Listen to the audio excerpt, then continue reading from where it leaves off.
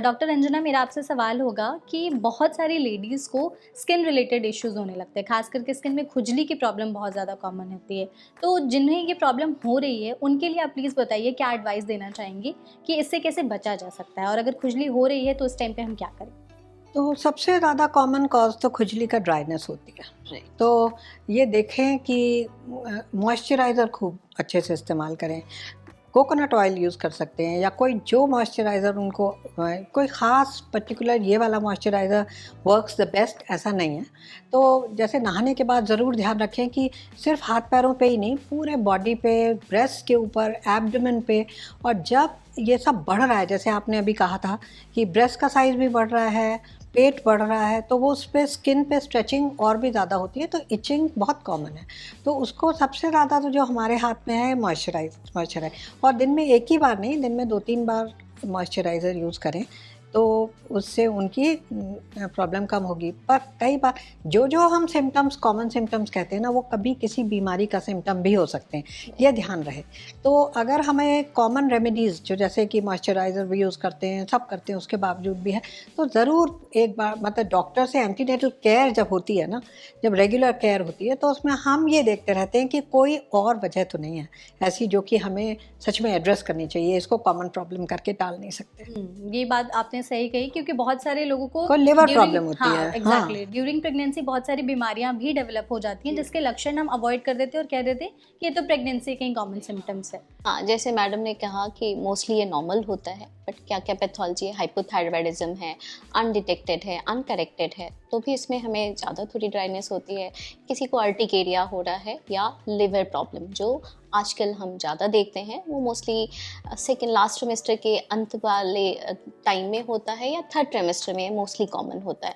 तो इग्नोर भी नहीं करना है, आपकी ड्राइनेस है जो आपके मॉइस्चराइज़र से ठीक नहीं हो रही है, तो हमें सलाह ज़रूर ले लेनी है। डॉक्टर मनीषा, मेरा आपसे ही सवाल होगा कि बहुत सारी लेडीज़ को यूरिन वाली जो प्रॉब्लम होती है, बार-बार यूरिन आना, ये प्रॉब्लम काफ़ी ज़्यादा कॉमन हो जाती है। तो ऐसे में उन्हें क्या करना चाहिए? उनके लिए प्लीज़ कोई एडवाइस आप बताइए। सो पहली तिमाही और लास्ट की तिमाही में हमारी यूरिन की प्रॉब्लम ज़्यादा होती है। अब हमें समझना है, यूट्रस पेल्विक ऑर्गन है, स्टार्ट की पहली तिमाही में वो हमारे पेल्विस में रहता है। अब ये धीरे धीरे बड़ा हो रहा है, so it will put a pressure. अब ऊपर में प्रेशर देगा तो हमें क्या होगी, ऐसी ब्लैडर की सिम्टम होगी। स्पेशली जब हम आप रात में सोने जाते हैं तो हमें बार बार यूरिन पास करने जाना होता है।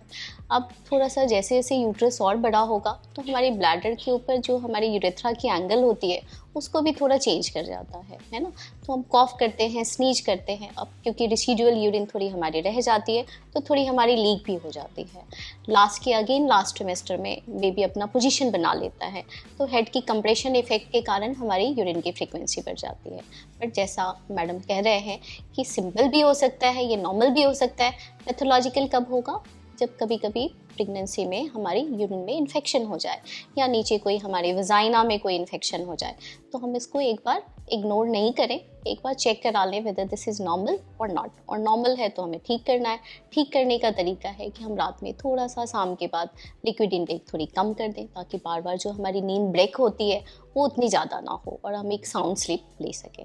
Great, great, thank you. Moving on doctor, आपसे मेरा सवाल होगा कि बहुत सारी लेडीज़ को इस टाइम पर स्पॉटिंग और लाइट ब्लीडिंग की दिक्कत भी देखने को मिलती है।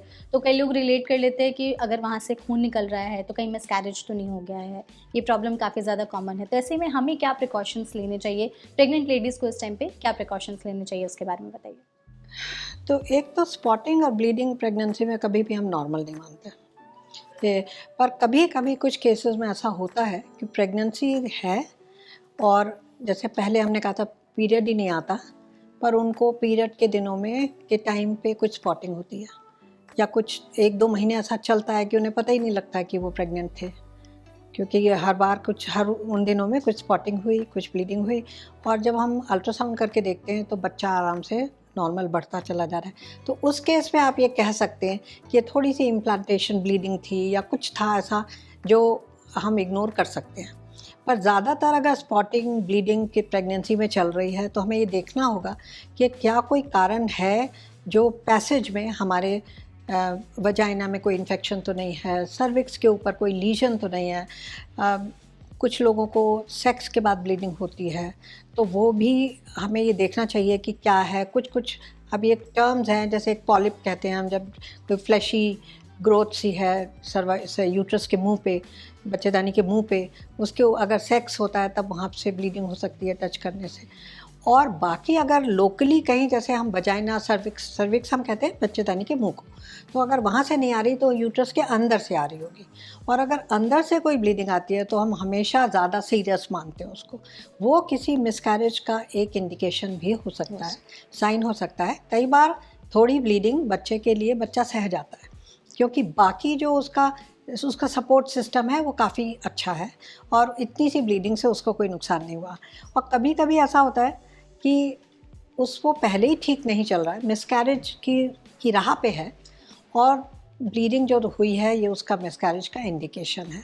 अब आगे चल के ये प्रेगनेंसी सही चलने का बहुत कम चांस, पर ये सब मतलब आपके डॉक्टर बहुत आसानी से बता सकते हैं कि क्या क्या स्थिति है आपके केस में। ओके, तो मतलब जो लाइट स्पॉटिंग और ब्लीडिंग वाली प्रॉब्लम है थोड़ी सी सीरियस है, अगर हम इस पे ध्यान दें जो प्रेग्नेंट को ज़रूर दिखाना चाहिए, वो बताएंगे कि ये इसको इग्नोर कर लें कि इसके लिए हम कुछ कर सकते हैं। तो अगर कोई भी प्रेग्नेंट लेडी हमारी वीडियो देख रही हैं तो उनको अगर इस तरह के इश्यूज़ हो रहे हो तो प्लीज़ सबसे पहले आप अपने डॉक्टर से कंसल्ट करिए।